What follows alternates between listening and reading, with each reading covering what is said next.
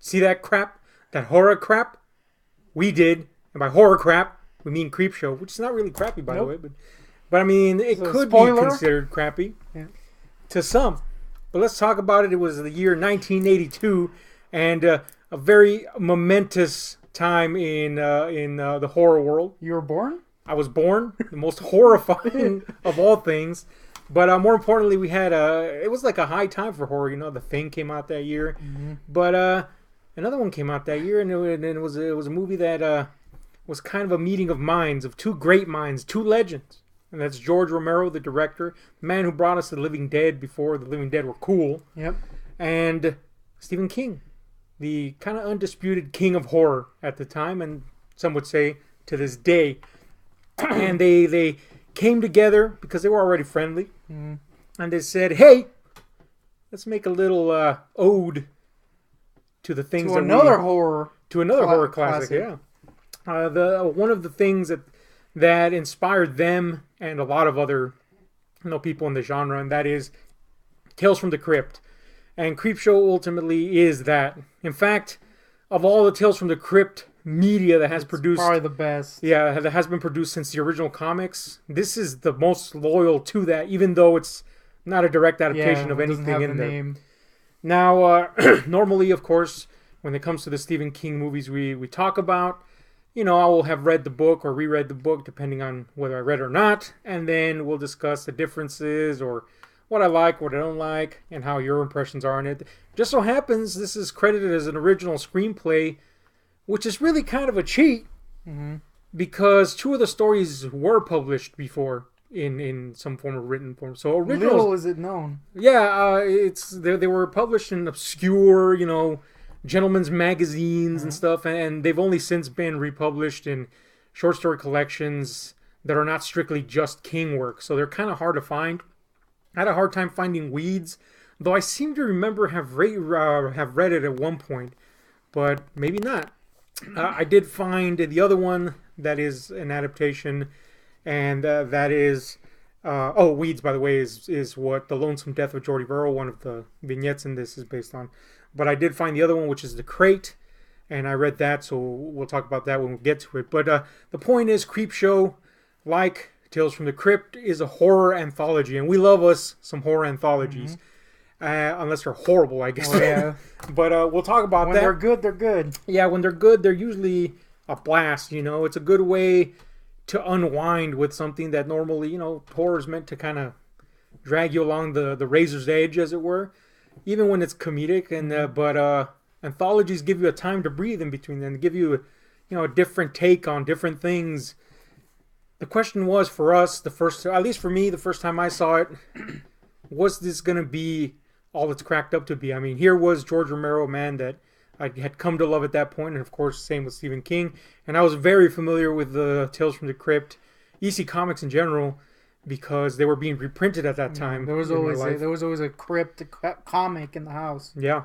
So, I saw that this is one of the earliest King movies I saw, and it met my expectations when I first saw it. I was in love with it because it didn't shy away from being hammy and over the top and crazy, which is exactly what these Tales from the Crypt comics were. And on top of all that, it kept with the tradition of like the bent and twisted morality tale. Yeah. Now, upon revision and having found out that The Crate and The Lonesome Death of Jordy Verrill were not originally written for this, I did notice that they are kind of the two odd ducks out, in the sense that they're not really strictly bent morality tales. Yeah. Especially Jordy Verrill. He's just a dumbass that touched something. I always forgave that because I took that one more of a weird science type of story where they don't really have that aspect to them. It's more just like weird sci-fi. And I assume that's what that was doing. Yeah. But yeah, and you're right about that. Yeah, he's just some poor sap. Yeah. And you kind of feel bad for him. Yeah. And on the contrary, The Crate has like half of that, but it leaves our two protagonists kind of getting away with murder at the end. Yeah. Somebody else gets the comeuppance, but they don't. And that usually didn't happen in these old tales. But it's cool. It still feels very natural in its surroundings. And that's not really a complaint. But really to talk about this movie is to talk about it in parts. So that's what we're going to do before we get to talking about it as a whole. Which, kind of started doing that already. So let's reel it back a bit. And there is 5 stories in this and 1 wraparound. So really kind of like 6 stories, sort of. Although the wraparound is just that. It serves a purpose of a frame for the rest of it. Now, I will say this before we get into that. The movie is jam-packed with a bunch of cool little surprises and roles and stars that even at the time, even if they weren't that big at the time, some were, like Leslie Nielsen was a relatively well-known person at the time. In fact, he was more known for his comedy at the time, and here he makes a turn as an antagonist, full on, steam ahead, fucking bad guy. And we had a Ted Danson before, the Cheers fame and all that stuff. Ed Harris, he had already worked with George Romero at the time. He just does his little dance. Yeah. That's not good. Not the best dance move ever. Legendary actor E.G. Marshall. We had cameos galore in it. Everybody from Stephen King, which really is not a cameo. I mean, he had a little starring part. Yeah. And Tom Savini, George Romero's wife. So for fans of cinema... And Barbeau, how'd you forget? Of course. Barbeau-bot. Adrienne Barbeau is in there. Just for horror and genre fans and film fans in general, it's just kind of like a delight to see all these people. Atkins, can't forget Atkins. We're Atkins fans. Atkins fans, although we are part of the Atkins diet, which just means being fat. Because we're watching Tom Atkins movies and eating. Unfortunately, he doesn't have his mustache in this, so that's a shame. That's the one fault. This movie had one fault. It's no Atkins mustache. But anyway, our wraparound story, adequately enough, stars Tom Atkins. Yeah. And it's a simple little setup, and it just sets up the idea that this is a comic book you're reading. Yeah. Or watching unfold. And it's the story is simple. Father catches his young kid, indulging in horror comics, which he disapproves of, and he's very stern. Mm-hmm. So he chucks the comic out, and kind of puffs himself up for doing so, and thus unfolds our movie as the comic pages turn. And here's something that somebody like Ang Lee attempted, to give the comic book feel by seeing the actual pages turn and frames, transitions, transition frame to frame. Honestly, that was one of the worst things in the Hulk. Yeah, because it was such a serious movie and for one. It seems so cheap. It was cheap, but this invites that cheapness. It invites that hokiness, and it invites that kind of like warm, fuzzy feeling of reading comics, especially horror comics. Not to mention, it actually looks pretty good. Yes, that's another thing. You could tell the labor of love this was for the people making that really work. Everything from, it's not just the frames here and there. It's not just the splash pages in the back. It's not just seeing the animation turn into live action. It's not just that, but you also see like the ads in between and all that stuff's really neat, So anyway, we go to our first story, which is called Father's Day. The only person of note here that, we kind of know is still to this day is Ed Harris, who is... which I never realized was him. Oh, really? Yeah, until today. That's why I went, oh yeah, it is Ed Harris. Yeah, that's Ed Harris, man. But yeah, man, Father's Day is the story of kind of like a fucking real stuck-up New England pompous elite family, which are kind of awesome. I would kind of want to see a full fucking movie Everyone about talks them. Like douchebags. Yeah, everybody's a fucking asshole. Everybody's got a stick up their ass or an ulterior motive. Yeah. So that's pretty neat. But high 80s pants. Of course. Ed Harris is married into this family and by default kind of becomes a victim of their foibles. And the foibles that I just mentioned all have to do with their dear great aunt Bedelia, who long ago killed the family patriarch her father, because she was angry that he killed her, husband to be. Yep. Fair enough. All's fair in these types of things. Yep. But of course, if you've read any EC comics, you know that it's not going to end that way. Nope. So Bedelia turns out it's important to note that the whole family's kind of happy she did it. Oh yeah, because they benefited from it. Yeah, they definitely benefited from the death. So that's where you get your ECS. That's a good word. Yeah. Yeah, so every year Bedelia comes by and she drinks by the tomb of her deceased father, and they kind of revel in the day and the act of that long ago murder. And yeah, because they benefit off of it, they don't mind one damn bit. Mm-hmm. Thing is, this year the dad comes back, mm-hmm. and he ain't happy. The aforementioned foibles ensue. I mean, it goes without saying that he kills everyone. Yep, pretty much. But where does this, of the 5 stories, we're not going to count the wraparound, where does this one stand in your list of favorites? I kind of have a history with this one. If you watched our childhood trauma vids, you will know that this movie scared the shit out of me, or this bit scared the shit out of me when I was a kid, some damn reason. But as time passes, I've grown to like it quite a bit. It's not the best, but it really sets the tone. It does. And it's a quick one. It's really fast. It's a really short story. But I really like it. I would say... Are you going to rank them? Yeah. Skill... There's 5 stories. We're not going to wrap around. Mm-hmm. Where does this one fit? Because I know you like all of them. Yeah. I like all of them. Most everybody likes all of them. Maybe my 3rd favorite? 3rd? Yeah. I would rank it... this used to be one of my favorites. But every subsequent watching, it's kind of gone down in the ranking, and it's actually now my 5th favorite one, so it's at the last place. But you're absolutely right about what you said, in that it sets the tone. There's no mistake. Once you watch this one, you're either on board or you're not, and that's good, man, because this is a movie where you're either 100% in for the ride, or you're like, why do people like this? I don't understand. I could totally understand people hating this movie, because it's really about one specific fucking feeling and thing. Yeah, that's true. So, without a mistake, this fucking movie, this first installment, Father's Day, really sets that tone, like you said. Yeah. It says, you're here or you're not. And, but let's talk about the little things in it. And I think the one we should talk about the most is the overall aesthetics, and on top of the aesthetics of this particular portion, also talk about the makeup effects, which were brought to us by the master Tom Savini. Mm-hmm.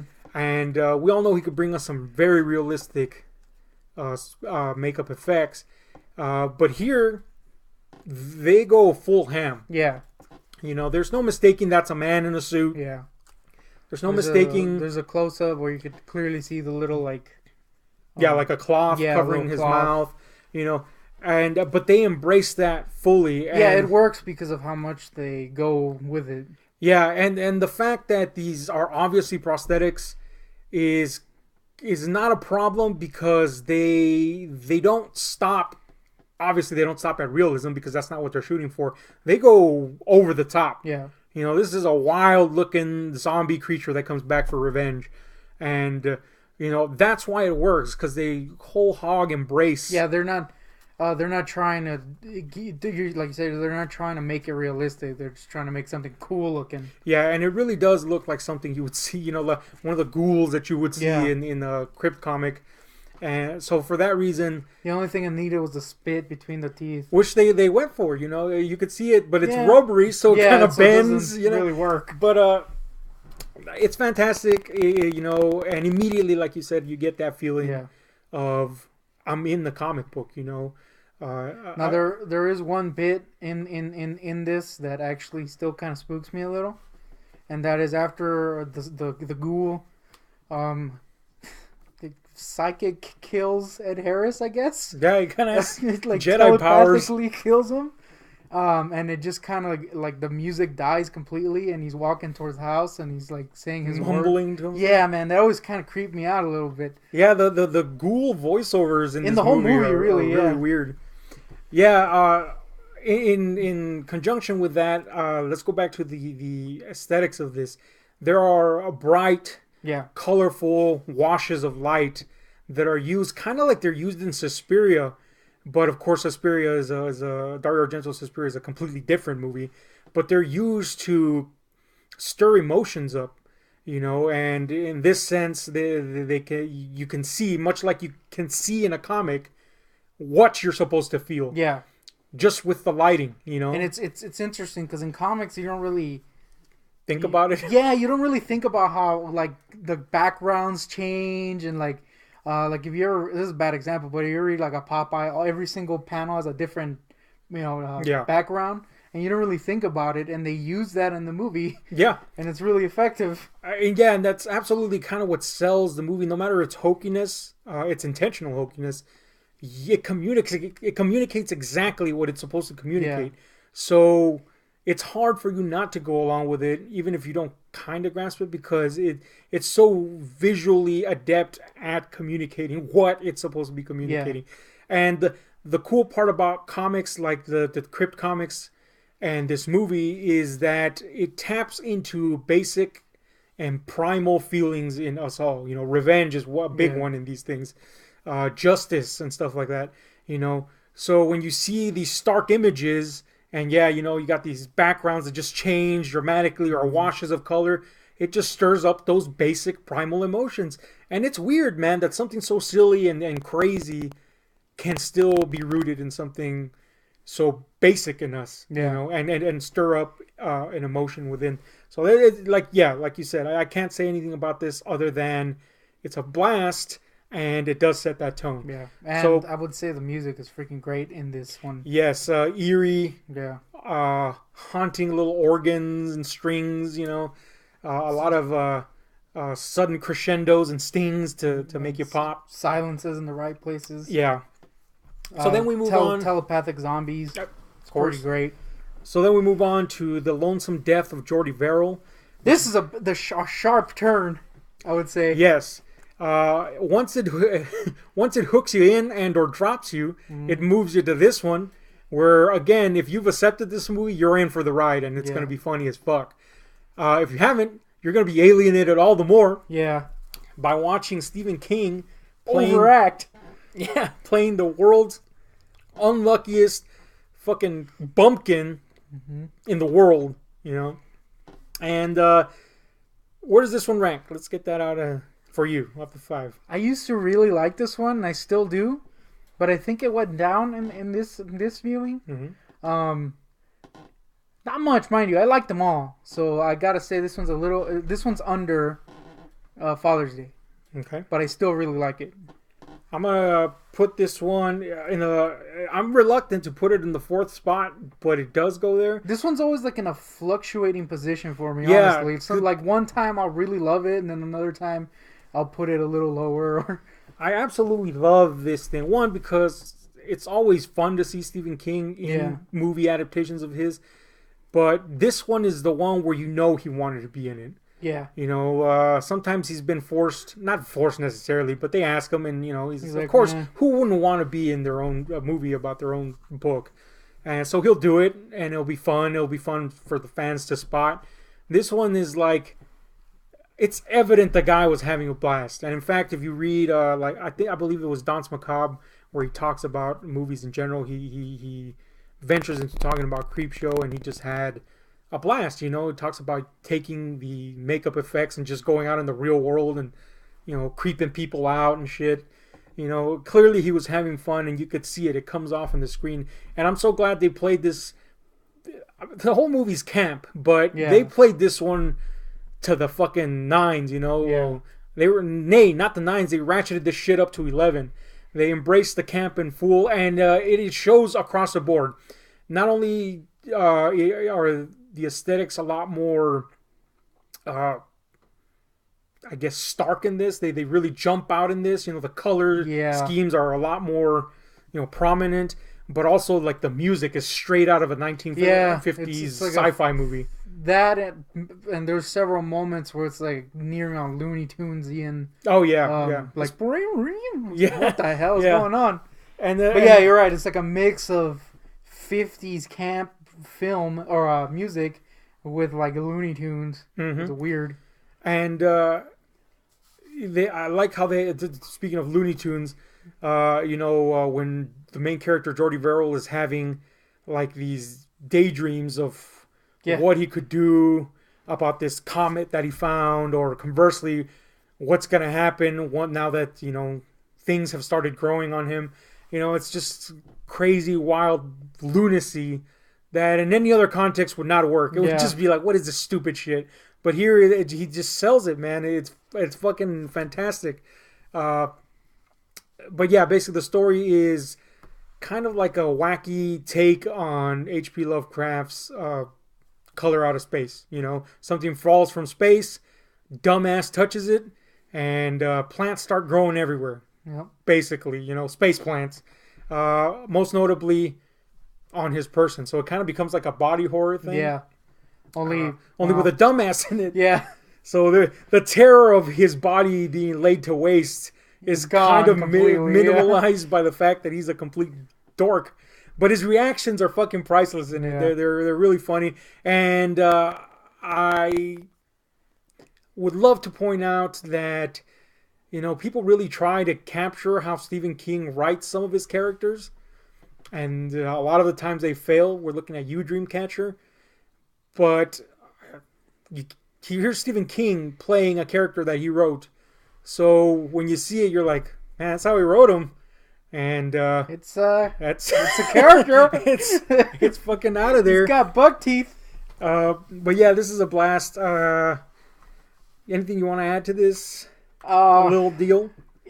This one I can totally see even someone who likes the movie hating, because if you don't like the joke, or the tone that it's going for, I can kind of see it being annoying.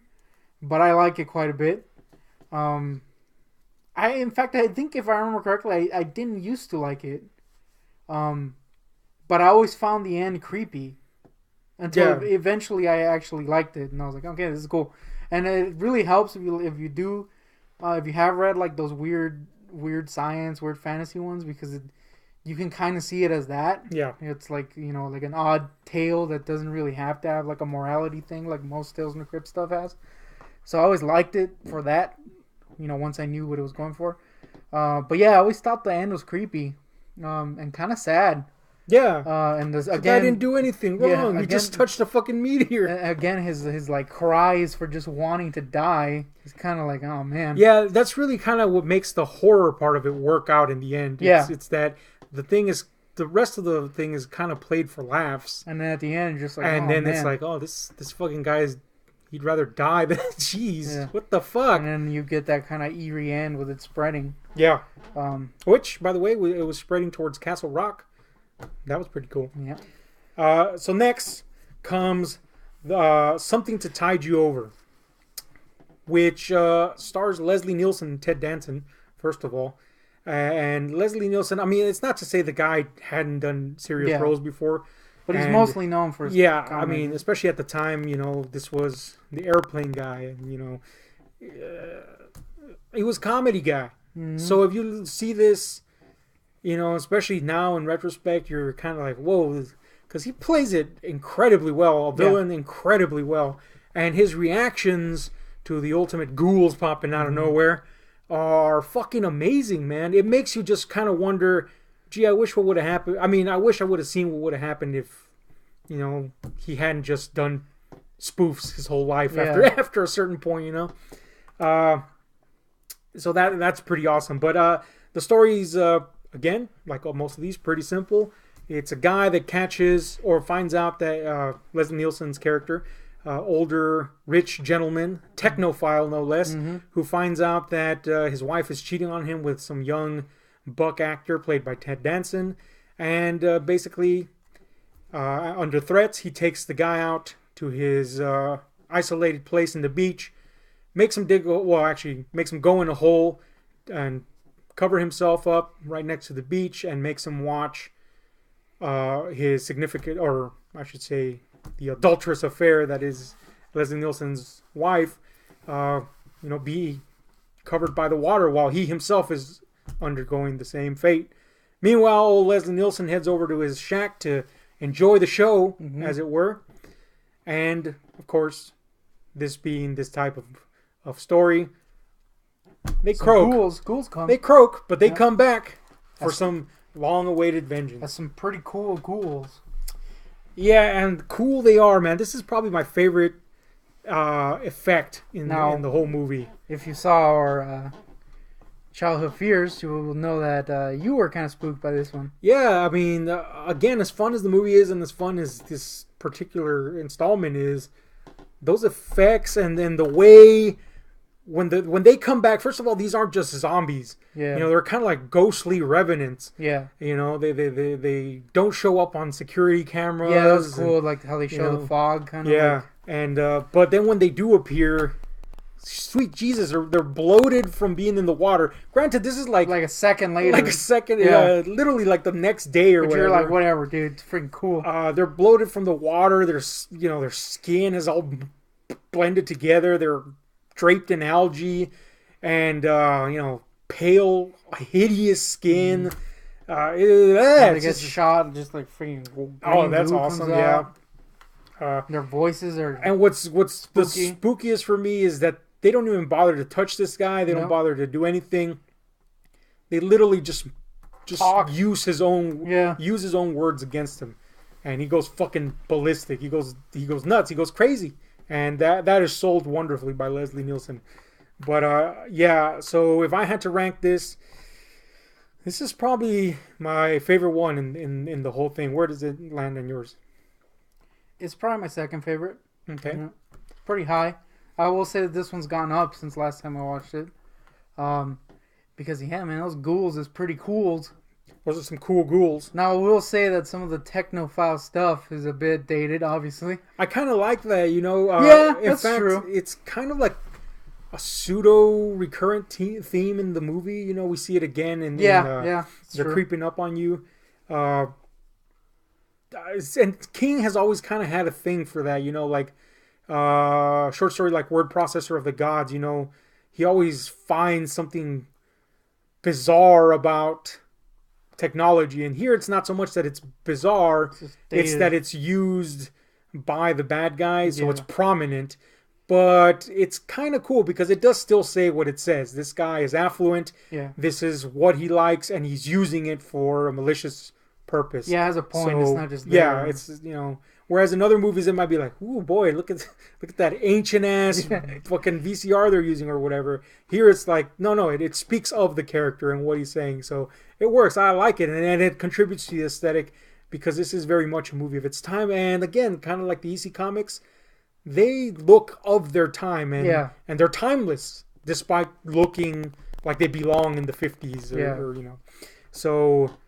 Yeah, but anyway, let's talk about we're talking about the effects. The score in this, again, we go from the more whimsical score, whimsical sci-fi, 1950s sci-fi score of Jordi Verrill, back to kind of like the more traditional organ heavy and strings, stingers here, crescendos there, score in this one, which pretty good. It works fantastic. It's pretty great. And again, Leslie Nielsen steals that show. It's pretty fucking great. Surprisingly good. Now, the next installment is The Crate, which I did manage to find a copy of, and I read it, and I can tell you, they pretty much just made the fucking Crate. All right. It's almost word for word. There's a slight reshuffling at the beginning because the story actually begins with our main character showing up at his friend's house and telling him this has happened at the university. But then, he tells a story. But so everything that happens in the story is up on the page with a slight few exceptions. It just makes a little more sense to do it. They structured it right for the movie. So The Crate tells a story of these two fellas. They're friends, professors at a university. One of them is married to a annoying, braying nag called Billy. Or Wilma, but it's kind of awesome. Just call her Billy, trust me. And that's Adrienne Barbeau.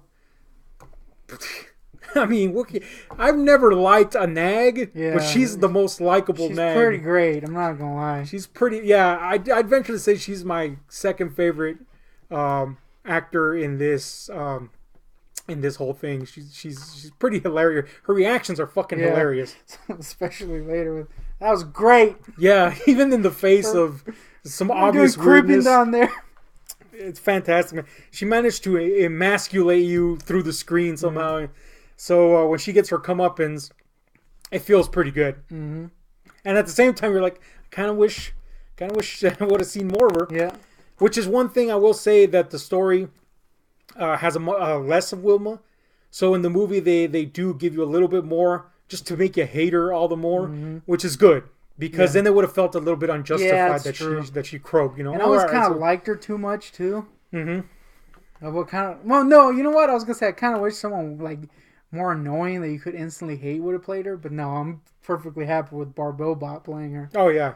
If anybody gets why I'm calling her Barbobot, 10 points that are worth nothing at our non-shop. Yep.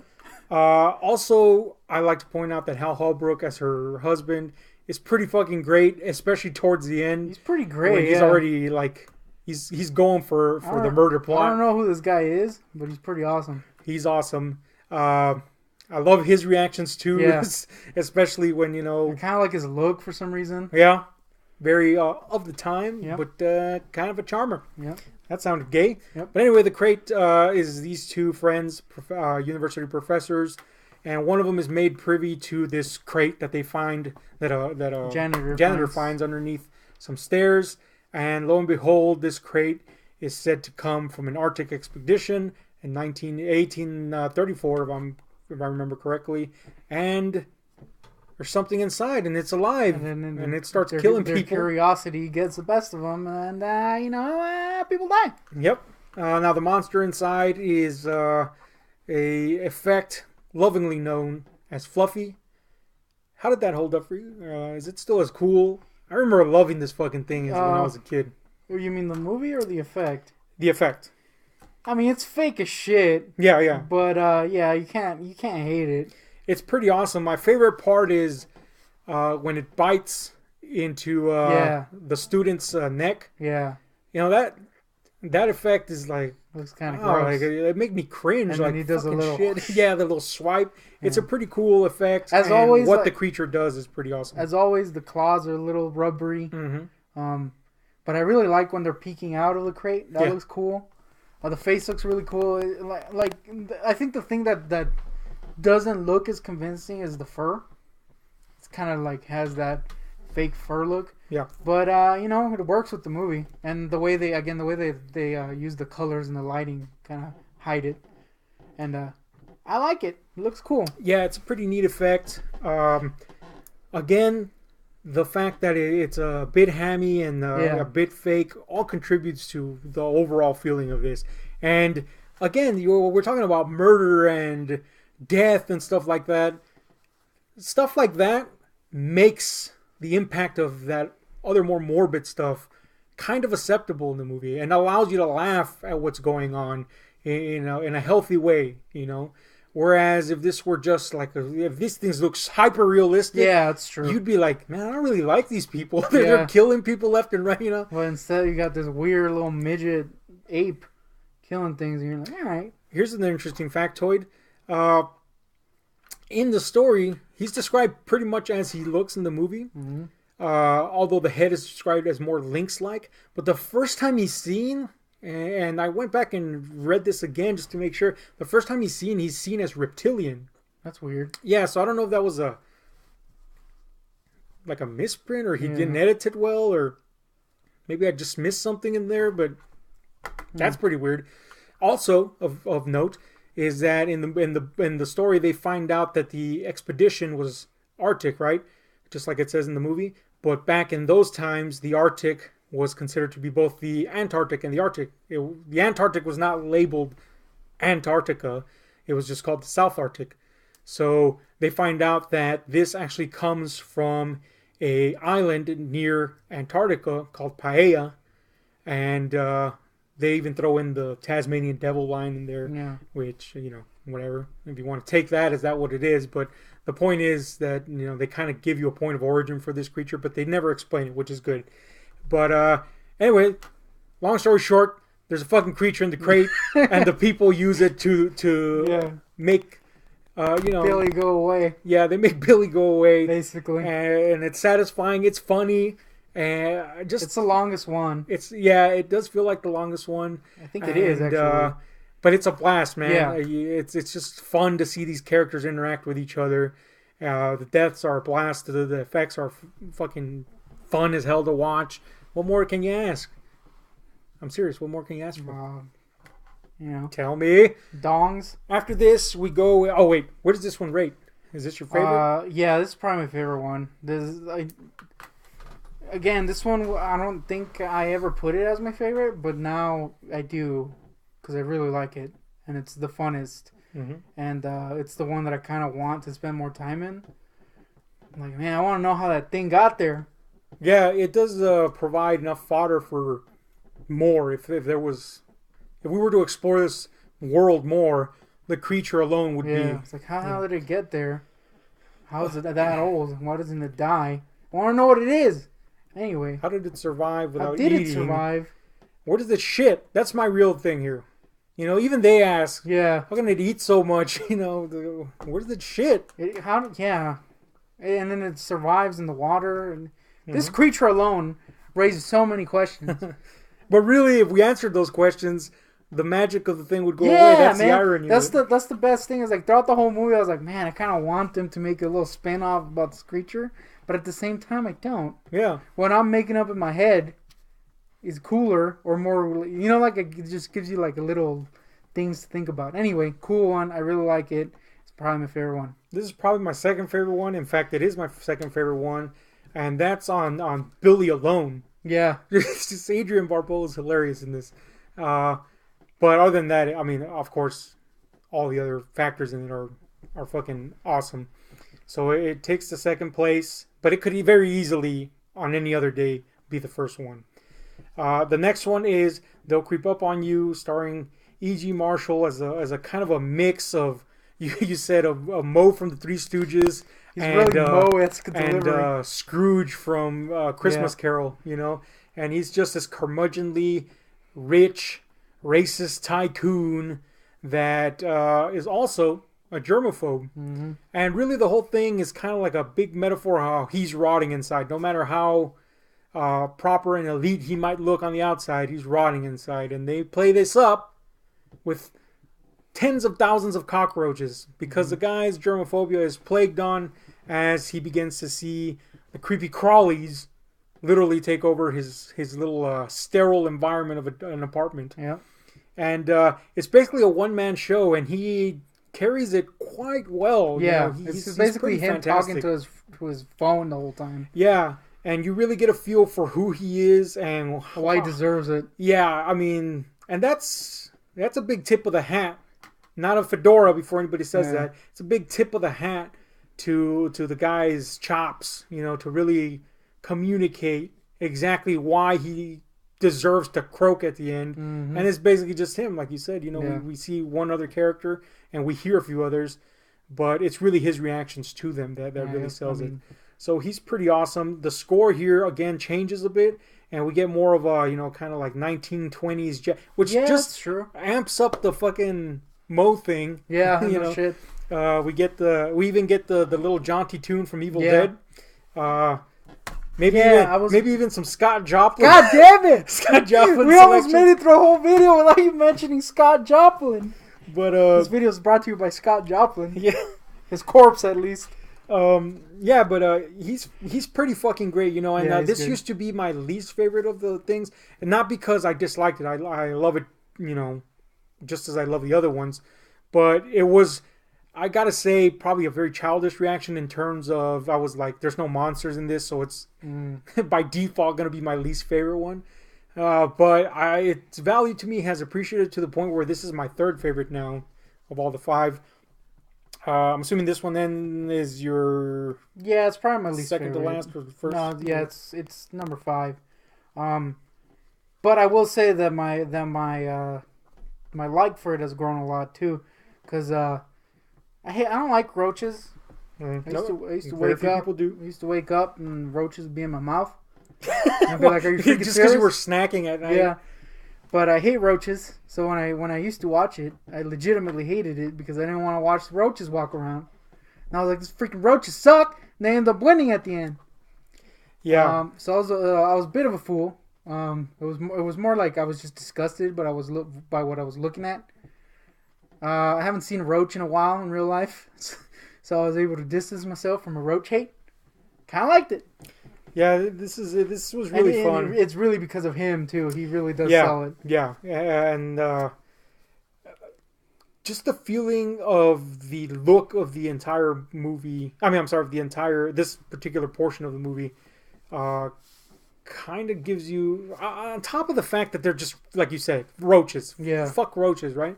But we're in a sterile environment, and so you see these things crawling around, and then they do these close-ups, and you're like, oh man, roaches. I hate them. Yep. But then they're kind of the hero of the fucking movie. That's why, I'm sorry, of the story. Not a fan of roaches being heroes, but you know. But if you're gonna have a movie about roach heroes, I guess this is the one. Yeah. Then we go back to our wraparound story where we finally get. Oh wait, I do want to mention that one of my favorite parts of the movie was in this one, and that is the border with all the little roaches. Oh. It just like shows a close up of the guy or something. There's just a bunch of little roach cartoons around him. Yeah, I really like that. I don't really know why. Simplistic ones. Yeah, they don't even look it's real. Like circles. It's like fake antenna. Like I just did a better roach right there. Yep. Yeah. So we go back to our wraparound story, and we finish that off with a cameo from Tom Savini playing the Trash Man, and him and his fellow. Trash guy friend, I guess. I do want to say that I would wish the other Trash Man was Danny DeVito. just so he could be the Trash Man. Okay. Oh yeah. Well, there you go. But anyway, they come across the previously disposed of Creepshow comic, and they're flipping through it. They notice that there is a coupon for the voodoo doll missing, which makes us cut back to Tom Atkins' son, who is now piercing the voodoo doll. Blah blah blah. Tom Atkins gets his comeuppance for being a kind of a stern father. Yeah, I guess. Kid. Little trivia for you: that kid is Stephen King's son. No. Owen Wilson. What? Owen Wilson? You don't remember this? You don't remember that callback to our Stephen King series with Spielberg? Oh God, yeah. What the fuck? Damn it. But no, this is Joe Hill, and. I believe this was the first time he was ever on screen. I don't know if he's ever been on there since then. But Joe King is Joe Hill, the now like New York Times best-selling author himself. And he looks like Stephen King. So that's pretty cool. That's a pretty cool little nod. Yep, I guess. So anyway, this movie's a blast from like point A to Z is what we're getting at here. Now, again, it might not be your cup of tea if you're not familiar with the source material. But if you are, or even if you're not, this is a good way to be introduced to that source material. I will say that it does help if you know. Yes, absolutely. I mean, if you're familiar with Tales from the Crypt or EC Comics in general. Or just comics, really. You'll really get a grasp for why this is such a beloved movie. Yeah. You know, and if you have a good sense of humor about your horror, also, this is a good way to enjoy it. And yeah, like you said, if you got a grasp on comics, you'll get why they're and doing how ridiculous stuff. They can really be. No matter what Marvel and DC might be telling you nowadays, comics can be incredibly stupid. Yep. And so if you got a hold of any of those things, it's hard not to enjoy this movie, you know, because it is such a blast, and it is a love letter to these things, and you could just feel the love coming off the screen from everybody. You know, you could see everybody have fun. You could feel the merriment in the air. You like that? Nope. I don't either. That was weird. Freaking but anyway, actually. Let's rate this son of a bitch. It's pretty clear by now that we don't think this is shit. No. This is a hit. I gotta say that when we started rewatching this, I was getting a little nostalgic feelings, a little warmness in the old tum-tum. Just happens that my tum-tum's the size of freaking Timbuktu. So what good? That being said, this movie, I don't know if you all remember this video in which we talked about our Halloween movies. No one does because no one watches this shit. Anyway, I called this the perfect Halloween movie. Yeah. And I stick by that. This baby is great. It really does have a unique feel to it that is it's a little heartwarming, weirdly. Yeah, to us fat folk. All right. Yeah, that's one of those for me too. I mean, I've long loved this movie. I see no reason to stop loving it. Mm-hmm. Even if they revealed that George R. Romero came back as a zombie and fondled somebody, I'd still be like, that's okay. I guess it'd be alright because George R. Romero is not a real person. So who the fuck is that guy? So it'd be alright. But no, yeah, man, this is just as fun as it ever was. A blast. We highly recommend it. Give it a final rating on a score of 1 through 10. Go. This one's kind of hard. You would think it'd be easy, but it's kind of hard for me because I feel like I'm a little bit biased. Okay. I love it, so I'm gonna have to give it a 10. Yeah. Again, we rate these individually. We can't be rating this compared to like Citizen Kane. Yeah. It's just unfair, you know. Citizen Kane, right now, breaking news, 0. Freaking movie sucks ass. I haven't seen it, so I can't. No, but yeah, I mean, just for what it is, on its own merits, it's for me one of those movies too, where it's just a 10. It's a blast. It's fun. It's unbridled horror goodness. Yeah. It's the gummy bears of horror movies. Even though I don't like gummy bears, so I guess that's a bad example. I like gummy bears. The point is, check this movie out. Tell us what you think, or do you hate it? If so, why? And if you love it, tell us why too. I do want to add one thing before we sign out, because I think it's worthy to note that look for this movie in Blu-ray. It looks really good. Yeah, it is a really crisp picture. Super clear. Yeah, I mean, it's a cheapo Blu-ray. Yeah. Although there is a collector's version now, but the even cheapo then, it looks Blu-ray really nice. looks pretty fucking crisp. Yeah. You know, up there with Salem's Lot. You know, it's just that crisp a picture. It looks really nice, and it very really, little noise. It's mostly only on like some of the kind of comic booky scenes, but it's surprisingly clear. I was actually kind of surprised by it, and it really helps with the colors too. Yeah, it really does make the comic book feel of it pop out a little more. So, yeah, a good recommend. Check this movie out. Tell us what you think. Like, share, subscribe. Hit those notification buttons. And we're out.